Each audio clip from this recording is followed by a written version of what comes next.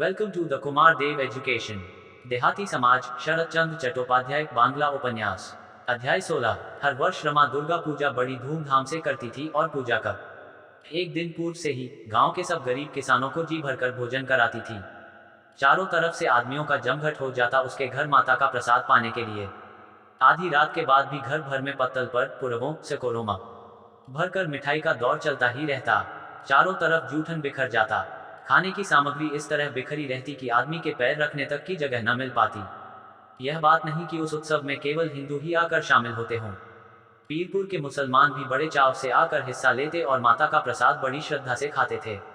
रमा इस वर्ष दुर्गा पूजा के अवसर पर बीमार थी, फिर भी तैयारी पूरी की गई। सप्तमी की पूजा ठीक समय हुई। उसके बाद सुबह बीती, दोपहर आया, वह भी बीता और शाम होने आई और चंद्रमा अपना खिलता मुखड़ा दिखाकर आसमान पर ज्योत्सना बिखेरने लगा। लेकिन उत्सव प्रांगण में कुछ इन्हें गिने भद्र पुरुषों के अलावा सुनसान था। भीतर चाव ल पर पपड़ी पड़ी जा रही थी। भोजन सामग्री भी रखी रखी अपने भाग्य पर रोकर स्वयं ही सिकुड़ी ठिठुरी जा रही थी। पर माता का प्रसाद लेने वाले किसानों में से एक भी अभी तक नहीं आया। वेनी बाबू मारे तैश के पैर फटफटाते कभी बाहर जाते, कभी अंदर आते और चीखते फिर रहे थे, इतना मिजाज इन नीच कौमों का कि हमने तो इतना सब कुछ इंतजाम किया इस सब के लिए और ये आए ही नहीं। न इसका मजा चखाया सालों को, तो बात ही क्या रही। चू न चुनकर ठीक करूंगा, ससुरों को घर उजड़वा दूंगा। और भी जो कुछ तैश में उनके मुंह में आता गया सो वे कहते गए। धर्मदास और गोविंद गांगुली भी आग बबूला हो रहे थे और घूम घूम कर सोच रहे थे कि किसके बरगलाने से वे ससुरे नहीं आए हैं। सबको यह बड़ा ताज्जुब हो रहा था कि न एक हिंदू आया और न एक मुसलमान। दोनों ही कौमें इसमें एक मत हो गई थीं। मौसी भी अंदर बैठी बैठी चिल्ला रही थी, बस शांतचित अगर था कोई तो रमा। उसने किसी पर दोष नहीं मढ़ा और न किसी का बुरा ही चीता। उसमें बिल्कुल परिवर्तन आ गया था। न वह पहले वाला गुस्सा रहा, न जिद रही और न वह अभिमान ही। बीमारी के कारण उसका रूप भी क्षीण हो चला था। चेहरे पर एक वह व्यथा एवं शोक की कालिमा आ गई थी। आंखों से ऐसा जान पड़ता मानो विश्व की सारी व्यथा का सागर समा गया हो उसकी इन दो पुतलियों में। जो दरवाजा चंडी मंडप की तरफ से है उसी तरफ से आकर वह देवी की मूर्ति के पर स खड़ी हो गई। उसे आया देख हितचिंतक उसे सुना सुनाकर बड़े बड़े चुने वाक्यों में नीच कौम को कोसने लगे। रमा ने उन्हें सुना और मुस्कान की रेखा खिल गई उसके होंठों पर। उस मुस्कान में एक अजीब व्यथा छिपी थी, जिसमें अपने अवसान के प्रति अपने आप ही एक व्यंग्य था, किसी अन्य के प्रति कुछ भी नहीं। यह ठीक नहीं कहा जा सकता कि क्या क्या छिपा था उसकी उस मुस्कान में। वेनी ने बिगड़ते हुए कहा, यह इस तरह हंसकर टाल देने की बात नहीं है, हरगिज नहीं है। जरा पता तो चले कि आखिर है कौन इस सब की जड़ में। यूं मसल कर फेंक दूंगा उसको। दांत किटकिटा कर उन्होंने गुस्से से अपनी दोनों हथेलियां मसल डाली। रमा उनका वह रूप देखकर सिहर उठी। वेनी बोले, जिस रमेश पर इन ससुरों की इतनी हिम्मत पड़ी है, उन्हें नहीं मालूम कि वही खुद जेल में पड़ा चक्की पीस रहा है। इनको तो मैं देखते देखते ठिकाने लगा दूंगा। रमा शांत रही। वह काम करने बाहर निकल आए। चुपचाप करती रही और फिर उसी तरह चुपचाप वहां से चली भी गई। 1.5 महीने से रमेश भैरव के घर में घुसकर उसे मार डालने के अपराध में जेल काट रहा था। नए मजिस्ट्रेट को पहले कूट कूट कर भर दी या गया था कि रमेश के लिए ऐसे काम करना रोज की आदत है। उनको यह भी संदेह करा दिया गया था कि उनका हाथ इन डकैतियों में भी रहा है। इस तरह की जो झूठी रिपोर्टें पहले से थाने के रोजनामचे में दर्ज करा दी गई थीं, उन्होंने तो उनके संदेह को और भी पुष्ट करा दिया था और उन्हें मुकदमे के फैसले में फिर किसी अन्य प्रमाण की जरूरत न रही। सिर्फ रमा को जरूरी गवाही देनी पड़ी थी कि रमेश आया था भैरव के मकान में घुसकर उसे मारने। पर उसे यह नहीं याद कि उसने छुरी मारी या नहीं, या उसके पास छुरी थी भी या नहीं। रमा के अदालत के सामने तो हलफ उठाकर यह बात कही थी, पर वास्तविकता क्या थी? परमेश्वर की अदालत में तो वह एक हलफ उठाकर सच पर पर्दा नहीं डाल सकती। वे तो स्वयं एक एक बात जानते हैं, वहां क्या जवाब देगी। वह यह अच्छी तरह तरह जानती थी कि रमेश के हाथ में छुरी तो क्या एक तिनका भी नहीं था, मगर वह झूठ बोलने के लिए विवश कर दी गई थी। वेनी जैसे व्यक्ति जिस समाज के अधिष्ठाता हों, वह सत्य के बल पर नहीं चलता। उसका तो झूठ, दगा, बेईमानी ही एकमात्र आसरा है। उसे यह धमकी देकर गवाही के लिए विवश किया गया था कि उसे बदनाम कर समाज में मुंह दिखाने लायक न रखा जाएगा, जैसे और भी पहले बहुतों के साथ किया जा चुका है। रमा को यह न मालूम था कि रमेश को इस अपराध में इतनी लंबी और कठिन सजा हो सकती है। उसने तो सोचा था कि ज्यादा से ज्यादा 100 रुपए का जुर्माना हो जाएगा। जुर्माने की तो उसने मन से चाह की थी।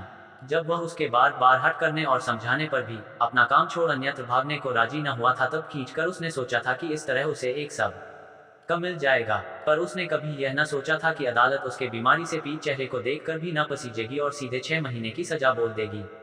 उसकी तो हिम्मत ही ना पड़ी थी अदालत में रमेश की तरफ आंख उठाकर देखने की, पर औरों के मुंह से सुनकर उसे मालूम पड़ा था कि वह लगातार उसी के चेहरे की तरफ टकटकी लगाए देखते रहे थे।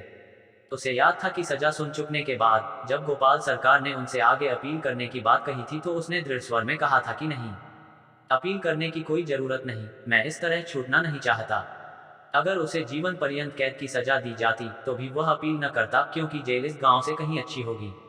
जिस संसार में इतना फरेब हो कि भैरव ने अपनी सहायता का बदला उन्हें धोखा देकर दिया और रमा ने भी अदालत के सामने खड़े होकर झूठी गवाही देने में हिचक न की, तो वे किस लिए छुटकारा चाहें। नी संदेह जेल इसके अच्छी होगी। उस समय की उनकी घृणा भरी वाणी रमा के हृदय पर हथौड़े की तरह चोट कर रही थी। रह रह कर उसका आहत हृदय करा उठता। उसने झूठी गवाही नहीं दी थी, फिर भी सच बात तो उसने छिपा ही दी।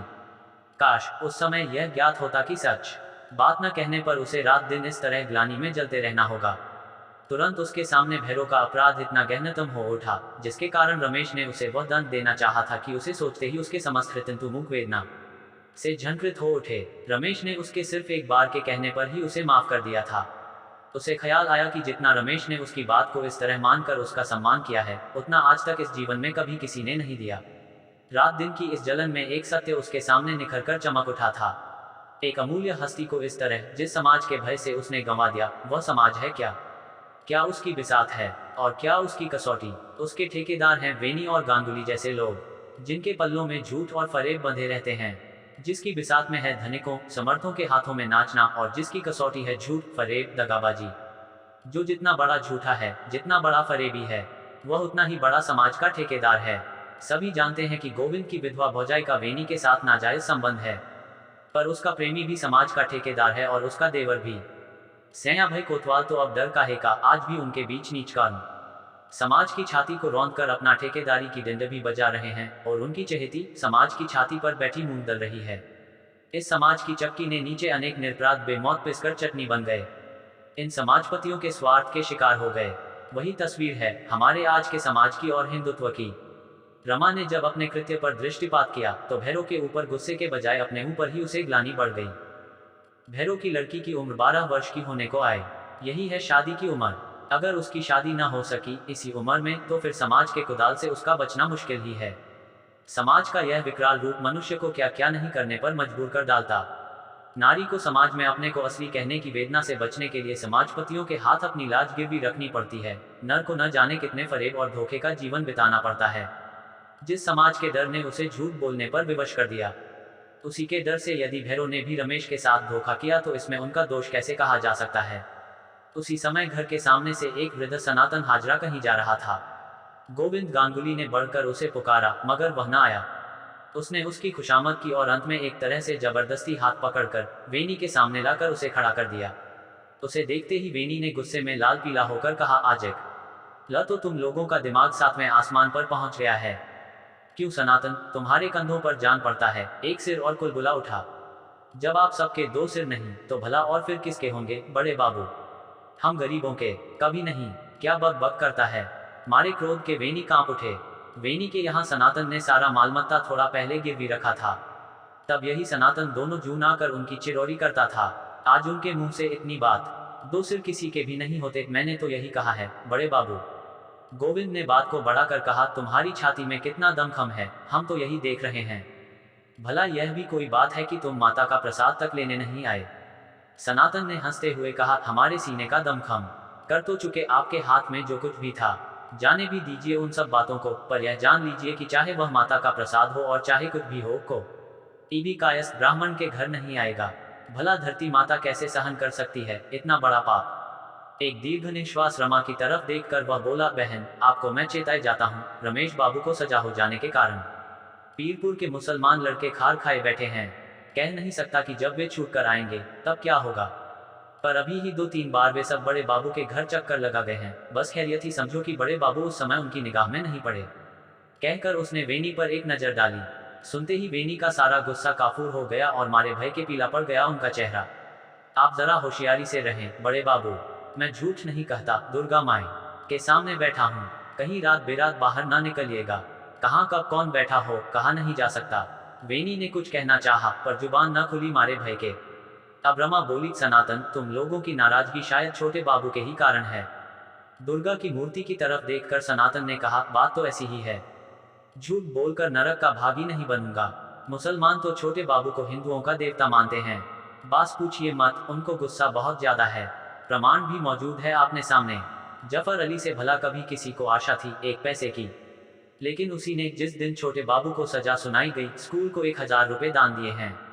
मैंने तो यहाँ तक भी सुना है कि मस्जिद में छोटे बाबू के लिए नमाज पढ़कर दुआ मांगी जाती है। सनातन की बात सुनकर रमा का दिल खिल उठा और आनंद से चमकती आंखों से वह सनातन की तरफ देखती रही। सहसा सनातन का हाथ पकड़कर वेनी ने कहा, तुम जरा थाने चलकर दारोगा जी के सामने यह बात कह दो। सनातन, मैं तुम्हें मुंह मांगा इनाम दूंगा। 2 बीघे जमीन मांगोगे तो वह भी तुम्हें दूंगा। देवता के सामने कसम खाकर यह वचन देता हूँ। सनातन चकित दृष्टि से वेनी के मुंह की तरफ देखता रहा। बोला, अब मैं बुढ़ापे में लालच में आकर यह नीच काम करूं? बड़े बाबू, मरने पर मेरा मुर्दा उठाना तो अलग रहा, ठोकर मारने भी कोई पास न फटकेगा। छोटे बाबू ने तो जमाना ही उलट दिया है।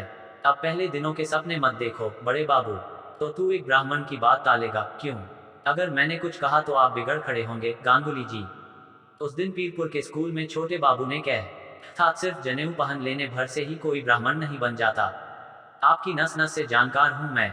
जिंदगी देखते ही देखते कट गई है आपकी करतूतें। आपकी करनी क्या ब्राह्मणों को शोभा देती है? तुम ही कहो बहन, मैं झूठ कह रहा हूँ। रमा निरुत्तर रही, उसका सिर झुक गया। सनातन बोला, छोटे बाबू जब से जेल गए हैं तभी से जफर अली की चौपाल पर रोज शाम को दोनों गांवों के नौजवान लड़के जमा होते हैं। खुलेआम वे कहते फिरते हैं कि असली जमींदार तो छोटे बाबू ही हैं, बाकी तो सब उचक्के हैं। डरना किस बात का? ब्राह्मण का सा आचरण करें तो हम उन्हें ब्राह्मण भी मान सकते हैं, नहीं तो हम में और उनमें अंतर ही क्या है? वेनी ने उदास मुंह से कहा, वे हम पर इतने नाराज क्यों हैं? सनातन, इसका कारण बता सकते हो? माफ कीजिए बड़े बाबू, अब उनसे यह बात छिपी नहीं रही है कि इन सब खुराफातों की जड़ में आप ही हैं। वेनी की सारी नसें मारे भय के नीली पड़ गई थीं। नीच कौम के सनातन से यह वाक्य सुनकर भी उनकी नसों में जोश न आया। तो जाफर का घर है उनका अड्डा, बता सकते हो क्या करते हैं वे सब वहां?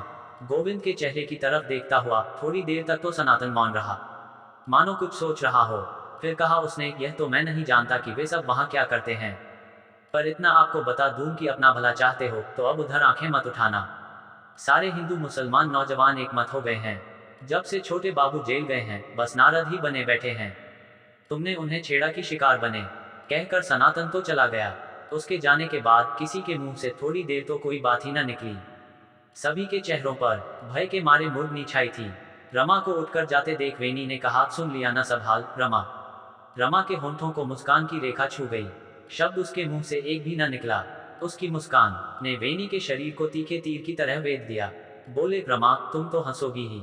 औरत हो ना, तुम्हें तो घर में ही रहना है, हमको तो बाहर सब कुछ भुगतना होगा। न जाने कब कौन सिर फोड़ कर रख दे। उसी भैरों के कारण यह दिन देखना पड़ रहा है। तुमने जाकर बचा दिया उसे, नहीं तो यह सब बखेड़ा क्यों तैयार होता? यही दिन देखने होते हैं औरतों के साथ काम करने में। मारे भय के वेनी का मुंह अजीब हो रहा था। रमा वेनी की नस नस से परिचित थी, पर उसे यह आशंका न थी कि वे निर्लजता से अपना सारा दोष उनके माथे मर देंगे। और थोड़ी देर तक स्तब्ध खड़ी रहकर वहां से वह चली गई। वेनी भी 2 लालटेन ले 5-6 आदमियों की चौकसी में चौकन्ने होकर अपने घर चल दिए। अध्याय 17। विश्वेश्वरी ने कमरे के अंदर आकर रुआंसी होकर पूछा, रमा बेटी कैसी है अब तुम्हारी तबीयत? मुस्कुराने की कोशिश करते हुए उनकी तरफ देखकर रमा बोली, आज तो कुछ ठीक हूँ ताई जी। रमा को आज 3 महीने से मलेरिया का ज्वर आ रहा है। खांसी ने उसके बदन की नस नस ढीली कर दी है।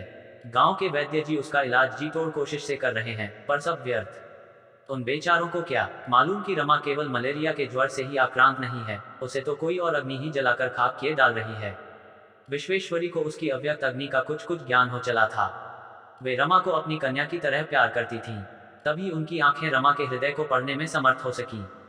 और लोग तो उसे सही तौर पर न जान पाए, तभी मनमानी गलत अनुमान करने लगे, जिसे देखकर विश्वेश्वरी और भी व्यथित हो उठी। रमा की आंखें दिन पर दिन अंदर को घुसी जा रही थीं, पर आंखों में अब भी एक चमक है। उनकी आंखों में ऐसा जान पड़ता है मानो वह किसी चीज को देखने की लालसा में अपनी बुझती चमक को एकाग्र कर रही है। उसके सिरहाने बैठकर और सके माथे पर स्नेह से हाथ फेरते हुए कहा, रमा, हाँ ताई जी, मुझे तुम अपनी माँ समझती हो ना? तुम ही तो मेरी माँ हो। उसका माथा स्नेह से चूम कर विश्वेश्वरी बोली, तो मुझे बताओ ना सच सच, तुम्हें क्या हुआ है? मलेरिया का बुखार? रमा के पीले चेहरे पर विश्वेश्वरी को थोड़ी देर के लिए लाली की एक क्षीण झलक दिखाई पड़ी। उसके सूखे बालों में अत्यंत स्नेह से उंगली फिराते हुए उन्होंने कहा, यह तो मैं भी देख रही हूँ बेटी, लेकिन जो तुम्हारे दिल पर गुजर रही है उसे मत छिपाओ। तुम अच्छी न हो सकोगी उसे छिपाने से। अभी प्रातः काल का प्रथम चरण ही था, धूप भी मंद थी, वायु भी शीतल थी। खिड़की से बाहर देखती हुई रमा चुपचाप चारपाई पर पड़ी रही। थोड़ी देर बाद बोली, अब बड़े भैया की तबीयत कैसी है? ठीक ही है, अभी सिर का घाव पुरने में तो दिन लगेंगे ही, पर 5-6 दिन में घर आने की छुट्टी मिल जाएगी अस्पताल से। रमा के चेहरे पर व्यथा की रेखाएं खींची हुई थीं। उन्हें देखकर वे बोली, दुखी मत हो बेटी, उसका दिमाग ठिकाने करने को इस मार की जरूरत ही थी। रमा सुनकर विस्मयान्वित हो उठी। उसका चेहरा दहकर वे आगे बोली, शायद तुमको विस्मय हुआ कि मैं मां होकर भी अपने बेटे के लिए ऐसे शब्द निकाल रही हूँ, लेकिन मैं ठीक ही कहती हूँ बेटी। मैं यह नहीं जानती कि मुझे उसके चोट खाने से दुख हुआ है या प्रसन्नता, पर इतना अवश्य जानती हूँ कि इतना पाप करने वाले को दंड अवश्य मिलना चाहिए। मेरी समझ में तो कल्लू के लड़के ने वेनी को मारा क्या, उसका जीवन ही संभल गया। उसकी मार ने वह काम किया है वेनी के जीवन के लिए जो कोई अपना सगे से सगा भी न कर सकता। बेटी, कोयले का रंग बदलने के लिए उसे पानी में धोने भर से काम नहीं चलता, आग में जलाना भी होता है। घर पर उस समय कोई भी नहीं था, सभी लोग तो थे, पर वह तो जेल जाने की तय करके आया था, तभी उसने आदमियों के बीच मारा। उसने कोई अपनी दुश्मनी के कारण तो उसे मारा नहीं था। जब वेनी बांक के एक ही वार से बेहोश होकर जमीन पर गिर पड़ा तो वह रुक गया, दूसरा हाथ नहीं उठाया उसने, और जाते जाते कह गया कि अगर अब भी उनकी अकल दुरुस्त न हुई तो मैं चाहे जब लौटूं, पर इनकी अकल फिर जरूर ही दुरुस्त की जाएगी। रमा ने अस्फुट स्वर में कहा, भैया के पीछे अभी और भी आदमी घात लगाए हैं। ई सके मानी है कि पहले तो उन नीच कौम के लोगों में इतनी हिम्मत कभी आई नहीं थी, अब कहां से आ गई? विश्वेश्वरी ने मुस्कुराते हुए कहा, किसने इनकी हिम्मत बुलंद की, तुम नहीं जानती क्या बेटी? लगी आग बुझते बुझते भी आसपास को झुलसा जाती है। मेरा बेटा रमेश जुग जुग जिए, और अब छूट कर जहां जी में आए चला जाए। वेनी के लिए तो मैं कभी आह न भरूंगी। कहते कहते विश्वेश्वरी ने अपने गले से निकलती एक आंख को जबरदस्ती दबाया, तो रमा की आंखों से छिपा न रहा। उसका हाथ अपनी छाती पर रखकर वह पड़ी रही। विश्वेश्वरी ने अपने को संयत कर फिर कहा, बेटे के लिए माँ का दर्द अभी तुम नहीं जानती। जब वेनी को घायल अवस्था में बैठा कर लोग अस्पताल ले गए, तब मेरे दिल पर जो बीती वह मैं ही जानती हूँ, पर किसी को दोष देने और कोसने की तबीयत मेरी न हुई बेटी। मैं जानती थी कि माँ होने के कारण मैं चाहे जितना भी दुख क्यों न करूं, पर उसके कुकर्मों के लिए दंड तो मिलना ही था। कुछ सोचने के बाद रमा के कहा, बहस करने की तो हिम्मत है नहीं तुमसे ताई जी, पर इतना पूछती हूँ कि यदि पाप के फलस्वरूप ही दंड मिलता है तो रमेश भैया जो बड़ा दंड भोग रहे हैं सो किस पाप के परिणाम में? उन्हें तो हमने ही जेल भिजवाया है। हाँ, बात तो ऐसी ही है। इसी कारण तो वेनी को अस्पताल की चारपाई पकड़नी पड़ी और तुम्हें भी। कहते कहते वे रुक गईं और बात बदलकर बोली, बेटी, हर एक कार्य यूं ही नहीं हो जाता, उसका एक निश्चित कारण होता है और एक निश्चित परिणाम भी। पर यह दूसरी बात है कि सब उसे न जान सकें, तभी यह समस्या आज उलझी है कि एक आदमी के पास का फल अन्य क्यों भोगता है, पर दरअसल भोगना पड़ता है जरूर। रमा को अपने किए की याद आ गई और इसके साथ ही उसके मुंह से एक ठंडी आह निकल गई। विश्वेश्वरी बोली, कहने से ही कोई भला काम नहीं करता, इस मार्ग पर रखने के लिए अनेक और भी मंजिलें पार करनी होती हैं। रमेश ने निराश होकर एक दिन मुझसे कहा था कि वह इन सब की भलाई नहीं कर सकता और जाना चाहता है यहाँ से। मैंने ही उसे जाने से मना कर कहा था, बेटा, जिस काम में हाथ डाला उसे बिना पूरा किए जाना ठीक नहीं। बात तो वह पलट नहीं सकता मेरी किसी तरह। तभी जब मुझे उसके जेल जाने की खबर मिली तो मैंने सोचा जैसे मैंने ही उसे धकेल कर जेल जाने पर विवश किया हो। पर जब वेनी अस्पताल गया तब मैंने समझा कि उसे जेल की बहुत जरूरत थी। और बेटी, जब तक आदमी भले बुरे में अपने को खो नहीं देता, उन्हीं का होकर नहीं रहता, तब तक भलाई करना संभव नहीं। लेकिन मैं न जानती थी कि यह रग इतना कड़काकीर्ण है। वह तो आरंभ से ही अपनी शिक्षा और उच्च संस्कार के बल पर उस उच्च आसन पर आसीन हो गया था जिस तक किसी के लिए पहुंचना असंभव था। अब मैं उसे समझ सकी हूँ। मैंने ही उसे जाने न दिया और अपना बनाकर भी उसे न रख सकी। रमा को कुछ कहना चाहते हुए भी रुकते देखकर वे बोली, इसके लिए मुझे पछतावा भी नहीं। रमा, क्रोध न करना सुनकर, अपनों के साथ नीचा होकर शामिल होने की जरूरत महसूस करो। दरअसल तुमने भी उस ऊंचे आसमान से उसे नीचे गिराकर उसके साथ भलाई की है, और अब मैं निश्चय के साथ कह सकती हूँ कि सोचने पर वह इसकी सत्यता समझ कर आएगा। रमा कुछ भी न समझ सकी, बोली, गिराया हमने उन्हें नीचे? कैसे? अपने दुश्मनों के फल तो हम ही को भोगने होंगे, उन्हें उसे क्यों भोगना होगा? विश्वेश्वरी व्यथित हंसी हंसकर बोली, जरूर भोगना पड़ेगा बेटी। तुम देख लेना कि तुम्हारा रमेश जेल से लौटकर आने पर बिल्कुल बदला हुआ होगा।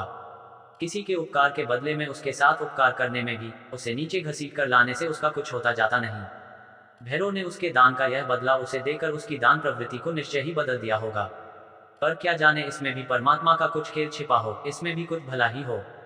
थोड़ा मौन रहकर उन्होंने फिर कहा, हो सकता है अब की बार सचमुच ही यह गांव उसकी पहचान कर सदुपयोग कर सके। कहकर एक दर्दनी श्वास छोड़ा उन्होंने। रमा चुपचाप उनका हाथ सहलाती रही थोड़ी देर, फिर अत्यंत वेदनायुक्त स्वर में बोली, ताई जी, जो झूठी गवाही देकर किसी निरपराध को सजा दिलाता है, भला उसकी क्या सजा है। वेश्वरी उसके रूखे बालों में अंगुलियां फेर रही थीं। उसके नेत्रों से अविकल अश्रुधारा बहती देखकर उसके आंसू पोंछती हुई स्नेहसिक्त स्वर में बोली, तुम्हारा तो कोई दोष नहीं इसमें बेटी। जिन्होंने तुम्हें बदनामी का डर दिखाकर ऐसा कार्य करने पर विवश किया, असल दोषी तो वे ही हैं। तुम्हें इसकी सजा क्यों भुगतनी होगी। कहकर फिर उन्होंने रमा के आंसू पोंछे, लेकिन वे तो अविरल बह रहे थे, सो बहते ही रहे। थोड़ी देर बाद रमा बोली, वे तो उनके शत्रु हैं, और उनका कहना ही यह है कि हर तरह से जैसे बन पड़े शत्रु को नीचा दिखाना ही चाहिए। पर मैं तो ऐसा कहकर अपने को सांत्वना नहीं दे सकती।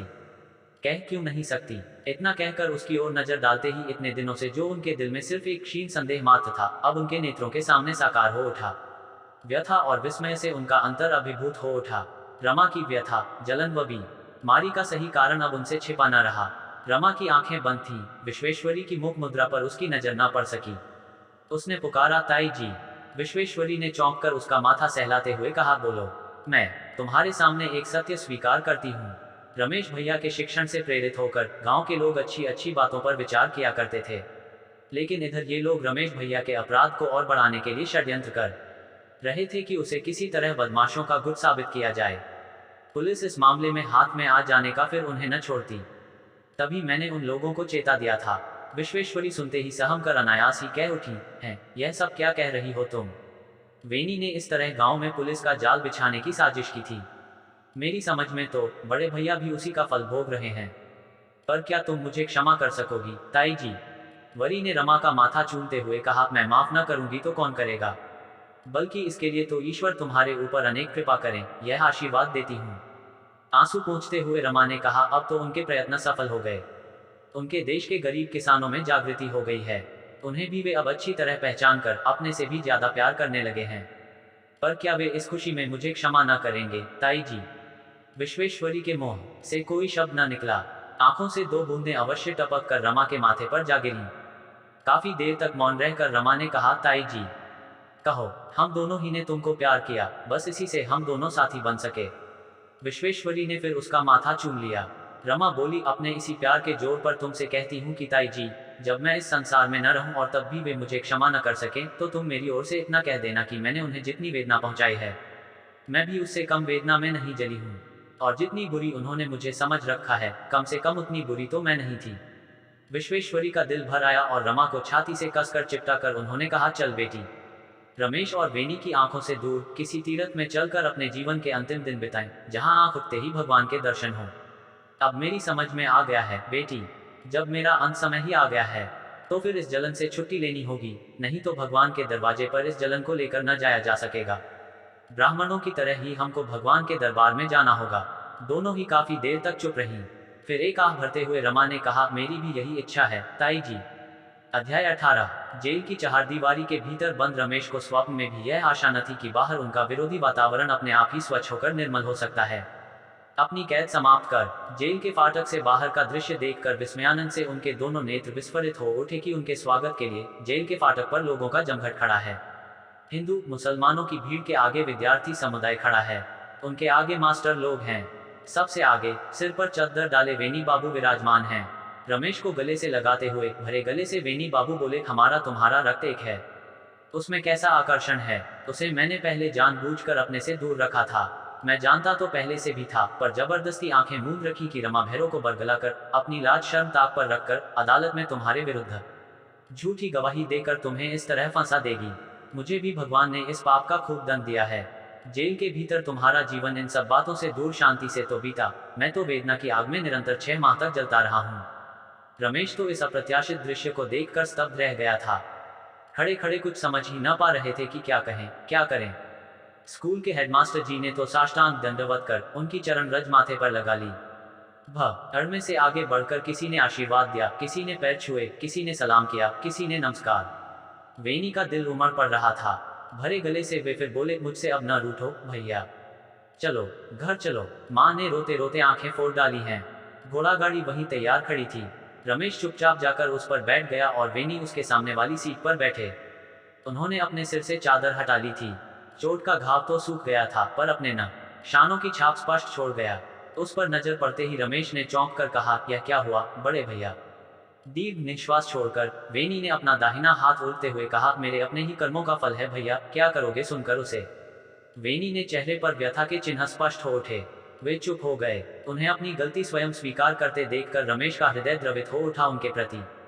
रमेश को आशंका हो गई कि कोई घटना अवश्य घटी है, पर उसे जानने के लिए अधिक अनुरोध न किया उन्होंने। रमेश को इसका कारण न पूछते देख वेनी ने सोचा कि जिस बात को कहने के लिए उन्होंने इतनी सफलता से पृष्ठभूमि तैयार की थी वह जैसी की तैसी ही रही जा रही है, तो थोड़ी देर चुप रहकर दीर्घ निश्वास छोड़ स्वयं ही बोले, मेरी जन्म से ही आदत है कि जो मन में होता है वह जुबान से भी साफ कह देता हूँ। कई बार छिपा कर नहीं रख पाता। अपनी इस आदत के कारण न जाने कितनी बार सजा भुगतनी पड़ी है, पर होश नहीं आता। रमेश को सुनते देख आगे कहा, भैया जब मुझसे वेदना का भार न सहा गया तो मैंने रोकर रमा से कहा कि हमने तुम्हारा ऐसा क्या बिगाड़ा था कि तुमने हमारा घर ही बिगाड़ डाला। रमेश की सजा की बात सुनकर माँ रो रोकर जान दे देंगी। हम भाई भाई हैं, चाहे लड़ते झगड़ते रहें, कुछ भी करते रहें, फिर भी दोनों भाई हैं। पर तुमने तो एक ही चोट में मेरे भाई को मारा और हमारी माँ को भी। भगवान हमारी भी सुनेंगे।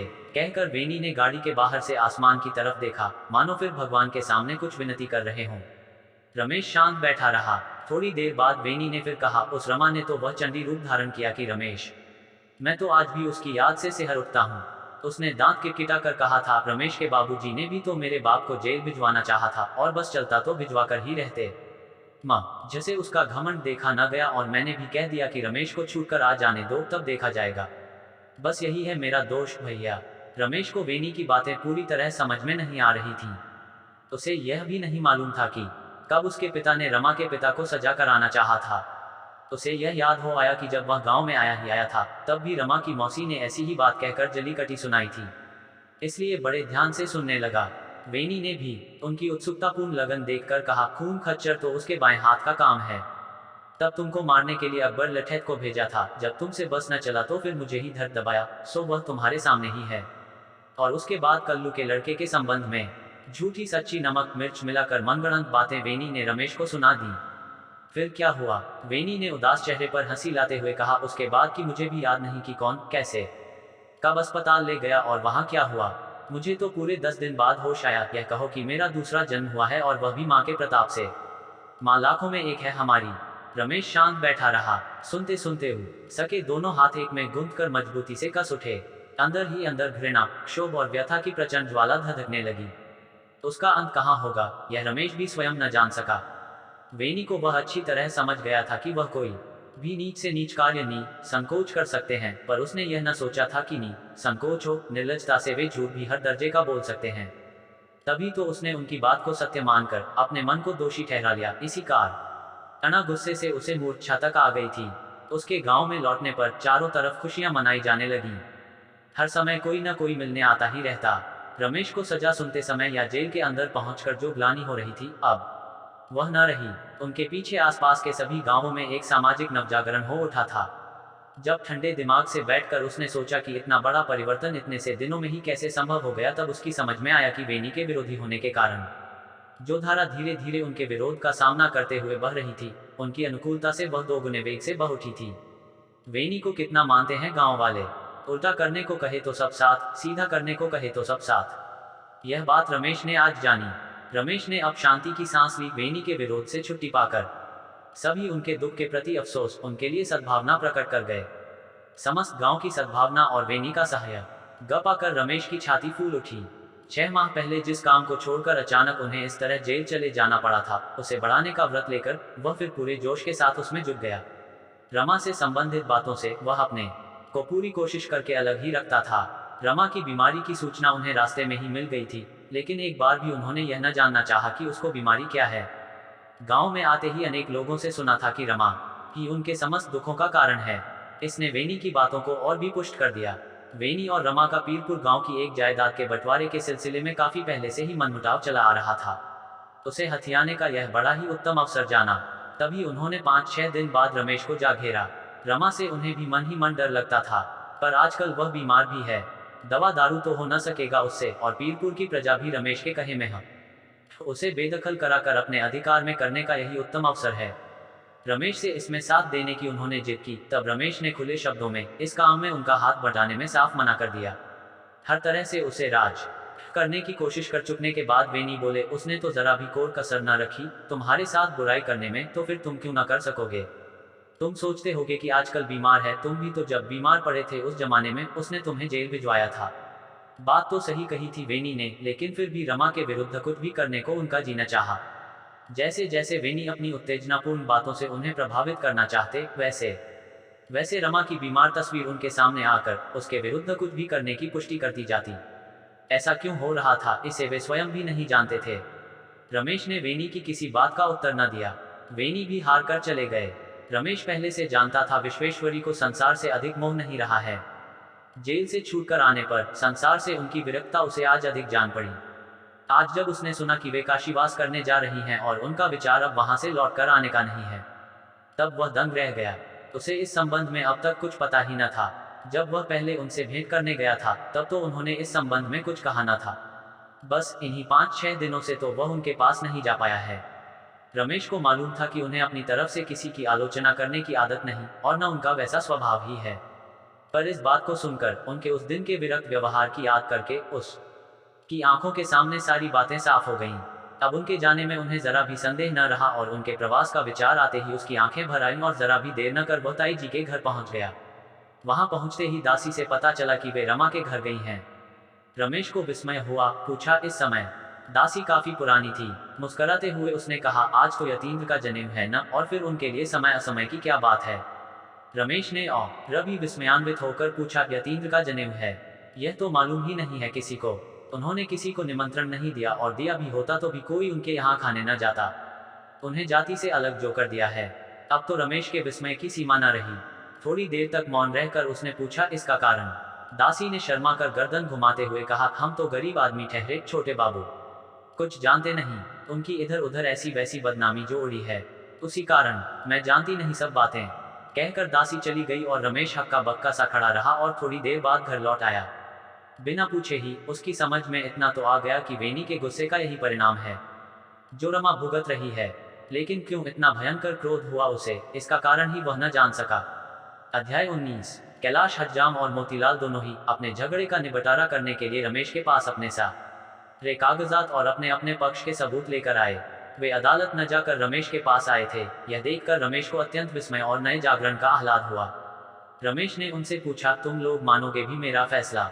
दोनों न वायदा किया कि जरूर मानेंगे। भला आप में और उस हाकिम में जो अदालत में बैठकर फैसला करता है, अंतर ही क्या है? जो इल्म आपने पाया है वही तो उन्होंने भी पाया होगा। जैसे आप भले घर के हैं वैसे ही वे भी होंगे, और फिर अगर आप ही हाकिम बनकर आ जाएं तो आपका फैसला उस हालत में मानना ही होगा हम लोगों को। तो फिर अभी क्यों ना मानेंगे? रमेश तो मारे आनंद के विभोर हो उठा। हम दोनों ही आपको अपने अपने पक्ष की बात साफ साफ कह सकेंगे। अदालत में तो वैसे सच कह नहीं सकते, और फिर वहां जाकर तो वकीलों का मुंह रुपयों से भरना होता है। यहाँ तो वैसे ही न्याय होगा, कुछ तवालत भी ना उठानी होगी। हम जरूर मानेंगे आपका फैसला, चाहे वह किसी के पक्ष में हो। भगवान की कृपा से हम सब की समझ में सब बातें आ गई हैं, तभी अदालत को ठुकरा कर आपके पास आए हैं। अपने साथ लाए सारे कागजात उन्होंने रमेश के हाथ में रख दिए। एक नाले के संबंध में उन दोनों का झगड़ा था। सुबह न्याय सुनने आने को कहकर दोनों ही चले गए। रमेश अभिभूत बैठा रहा। उसे आशा भी न थी कि इन अशिक्षितों में इतनी सुबुद्धि आ गई है। अब चाहे वे लोग उसका फैसला भले ही न माने, लेकिन न अदालत को ठुकरा कर उनके पास ये लोग आए हैं, यही क्या कम बात है। इसको सोच सोच कर उसका हृदय प्रसन्नता से भर उठा। वैसे तो मामला बहुत मामूली सा था, पर उनके इस बुद्धि परिवर्तन ने उसे बड़ा महत्व प्रदान कर दिया, और रमेश उसके सहारे स्वदेश के भविष्य की सुहावनी तस्वीर की कल्पना कर उसमें ही आत्मविभोर हो उठा। सहसा रमा उनके स्मृति पटल पर अनायास ही आ गई। अगर और किसी दिन इस प्रकार उसकी याद आई होती तो उनका मन गुस्से से अभिभूत हो उठता, पर आज उनका मन अत्यंत शांत रहा। मन ही मन प्रफुल्लित हो बोला, काश तुम यह जान पाती रमा कि तुम्हारा विरोध, विष और विष ही आज मेरे लिए अमृत बन उठा है, और वही मेरे जीवन की धारा को बदलकर मेरे सारे स्वप्नों को सार्थक बना देगा तो विश्वास करता हूँ कि तुम कभी मुझे जेल न भेजना चाहती। कौन है? आहट पाकर उन्होंने पूछा। मैं हूँ राधा, छोटे बाबू, रमा बहन ने आपसे कहलाया है कि वे जाते वक्त आपसे मिलकर जाना चाहती हैं। उद्धरण। रमेश सुनकर विस्मय में पड़ गया। रमेश को मिलने के लिए बुलाने को रमा ने दासी भेजी है। आज यह कैसी कैसी अप्रत्याशित घटनाएं घटित हो रही हैं। अगर एक बार आप दया करें, छोटे बाबू। है कहाँ वह?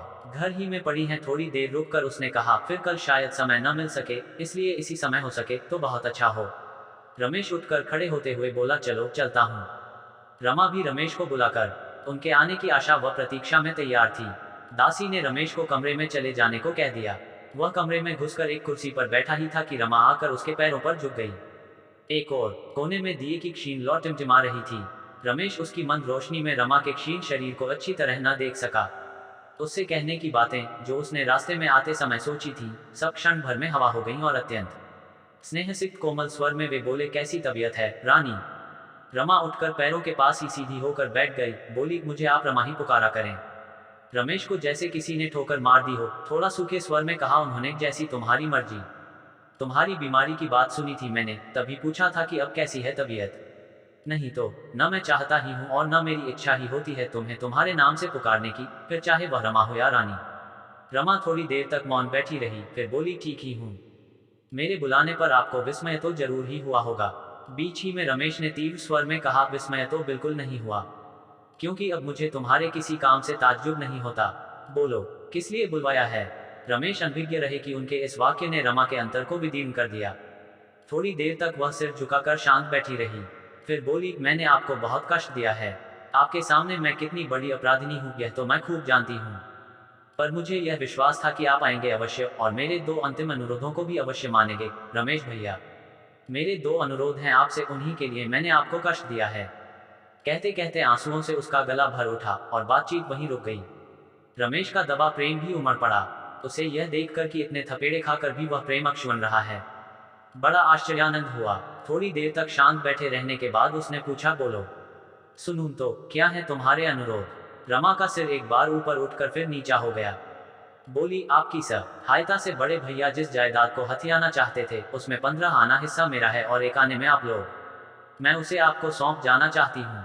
रमेश ने कड़े स्वर में कहा, न मैंने पहले ही कभी चोरी में किसी की सहायता की है और न अभी करने का इरादा है। तुम निश्चिंत रहो। तुम्हारा इरादा अगर उसे दान करने का ही है तो मैं तो तुम जानती हो कि दान लेता नहीं, और भी तो बहुत से लोग हैं जिन्हें दान कर सकती हो। और कोई समय होता तो रमा यह कहने में न चूकती कि घोषाल परिवार को शर्म किस बात की है मुखर्जी परिवार का दान लेने में, लेकिन आज इतनी कटु बात कहने को उसका मुंह नहीं खुला। उसने अत्यंत विनम्र स्वर में कह, मैं खूब जानती हूँ कि आप अपने लिए दान नहीं लेंगे, और लेंगे तो औरों की भलाई के लिए ही। चोरी में सहायता भी आप न देंगे, लेकिन मेरे अपराधों के दंडस्वरूप जुर्माने के रूप में ही स्वीकार कर लीजिए उसे। थोड़ी देर तक चुप रहने के बाद रमेश ने पूछा कि उसका दूसरा अनुरोध क्या है। रमा बोली, मेरा दूसरा अनुरोध है कि आप यतीन्द्र को अपने साथ रखें। मैं उसे आपको सौंप जाना चाहती हूँ। जैसे आप हैं उसे भी वैसा ही बनाएगा, ताकि बड़ा होने पर वह भी आपकी ही तरह त्यागी बन सके। रमेश का दिल पिघल गया।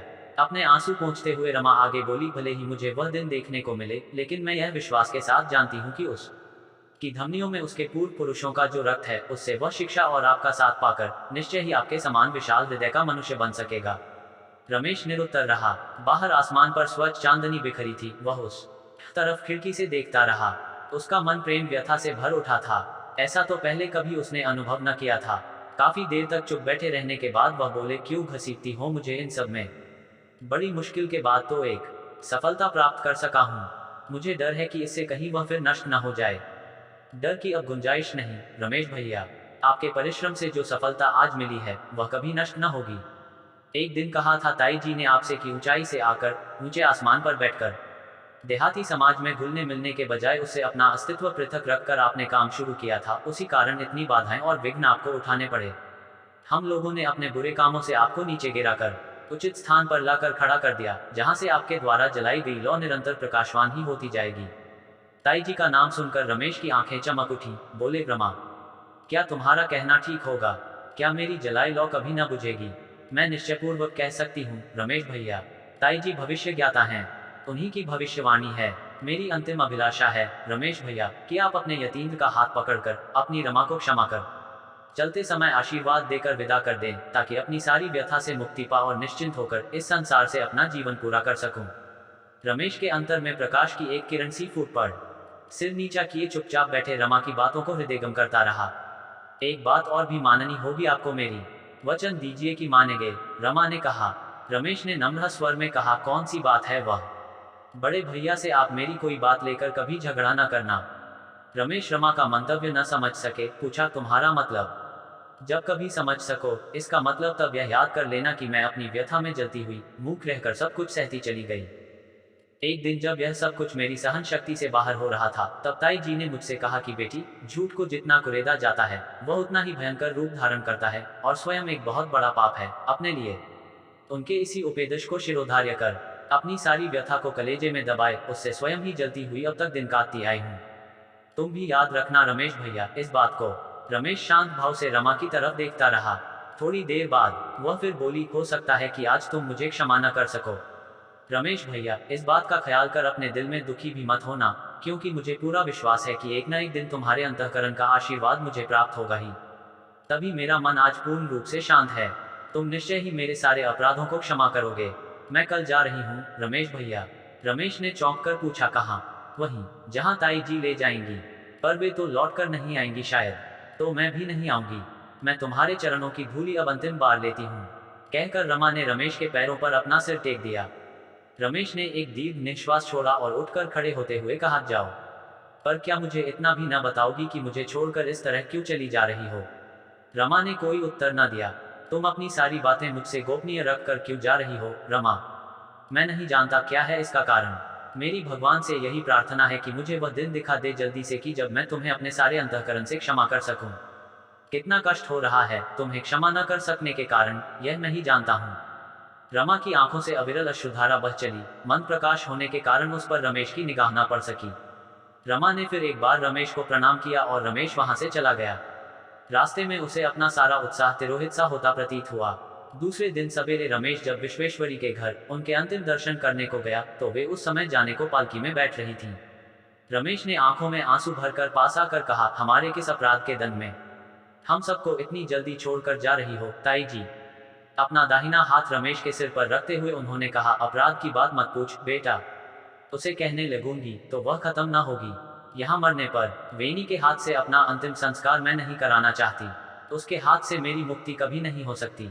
इस लोक का जीवन तो व्यथा में मन जलते जलते बीता ही है बेटा। परलोक में शांति से जीवन बिताने की साध में यहाँ से भागकर जा रही हूँ मैं। उद्धरण। रमेश स्तब्ध खड़ा रहा। विश्वेश्वरी के हृदय की व्यथा को रमेश ने आज से पहले कभी इतना स्पष्ट रूप से न जाना था और न समझा ही था।